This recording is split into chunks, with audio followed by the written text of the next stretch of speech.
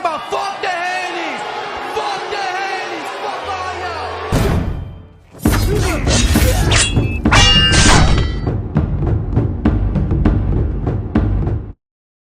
All right, you guys. Got the fight later on tonight. Saw the weigh-ins yesterday. Very, very entertaining build up to this fight. Who knew? Who would have expected the build up to this fight to be this good? I swear, when this fight got announced, I didn't even think the build up was gonna be great because Devin wasn't necessarily a great talker. You know, he stuttered a lot. And Regis Prograis, he's more one of those dudes like, yeah, all that talking, well, shout it, he's go, he don't do all that talking. But both guys who ain't necessarily big talkers did a lot of big talking in this fight. And in my opinion, they sold the hell out of this fight, man. Salute to both fighters. Timothy Bradley has some things to say about Devin the Dream Haney. And salute to Brendan from True School Sports, man. Out here doing this thing, right? Timothy Bradley has some things to say. And honestly, I would agree, man. Timothy Bradley, he was a guy that had muscles and, Timothy Bradley just didn't have the punching power. So he could relate to a degree.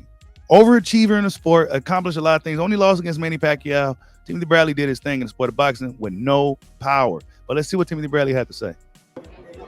Haney gonna be in trouble. I'm telling you right now, Haney gonna be in trouble because he ain't got no firepower to keep the dude above him. It's true. You got 5 pounds, right? If you're not a puncher, you're not a puncher. Understand that. He got a point, bro. And people don't be liking Timothy Bradley, but he's brutally honest and he's gonna tell you straight up. He's right. Now I'm giving Dev the benefit of the doubt. He's a young guy growing into his man strength. We're gonna see if he can develop some type of power. But truthfully, bro, either you can punch or you can't. It may help a little, but I think punching is just one of those things, bro. Whether you got it or you really don't. You could train it and you can improve it, but to have that true power, I think this is one of those things you got to have, like your boy, Mr. 926 over here. I'm not sure, bro. I don't care if you get 5 more pounds, you're not a puncher. Yeah, that's not gonna magically turn you into a knockout. No, artist. It doesn't. Yeah, people, it doesn't. So they talking about Devin talking about, I'm gonna knock you out. You got dropped by Zaria. Dude, do you know how many knockouts Zaria got? Zaria can punch. A lot, yeah. And that's what made the fight so difficult for Regis. And that's what people don't want to understand. Because the fact that Zaria was moving around the ring a lot, the Dominican Zaria was moving around the ring a lot, it made people believe, oh, but this dude can't punch. What's going on? Nah. Regis was fighting that way because dude can move around and he has some heavy fucking hands, like I was telling you guys. So really that fight for Regis was a good thing and a bad thing. Because Regis Prograis, nobody was calling his name prior to that fight.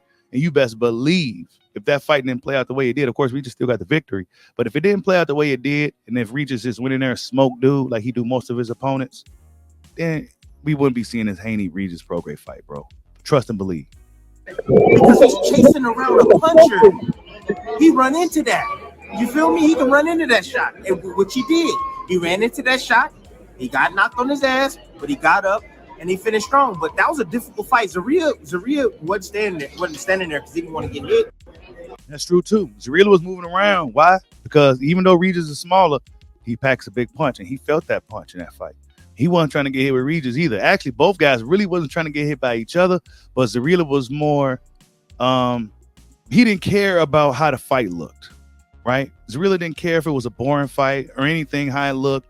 He was in there trying to, Regis Prograis was trying to make something happen in his hometown, and it was a bad performance, honestly, from Regis Prograis. But now it got him this opportunity against Devin the Dream Haney, bro. I believe that's the only reason why Rougarou got this fight. Devin has 30 fights with 15 knockouts. So that means he can't crack an egg, I mean, come on. So, I don't know, man. Regis seems to be a little agitated about this whole thing. He seems to be, I don't know, bro. But this fight's going to be great later on this evening. I don't know who I got, you guys. I'm leaning towards, I told you, like, every 12 hours it changed, man. I don't know, bro. Like, I'm leaning towards Regis just because I know he got the power, and is there some uncertainty with Devin? But however, Devin could go out there and just be a whole different fighter now. I don't know. But Timothy Bradley definitely got a point. He knows what he's talking about, even though people don't like to hear some of his takes on the sport. I think Timothy Bradley got a point, man. It's one of those things, and he's a guy that can relate because Timothy Bradley, an overachiever in the sport, some may say, accomplished a lot in the sport, and he wasn't a guy with a big punch, and he fought some of the best, toughest fighters that he could fight. So yeah, man. I think that power stuff is one of those things. The punching power, anyway. It's one of those things to either you got it or you don't. Tell me what you guys think. Like, subscribe, holler at your boy.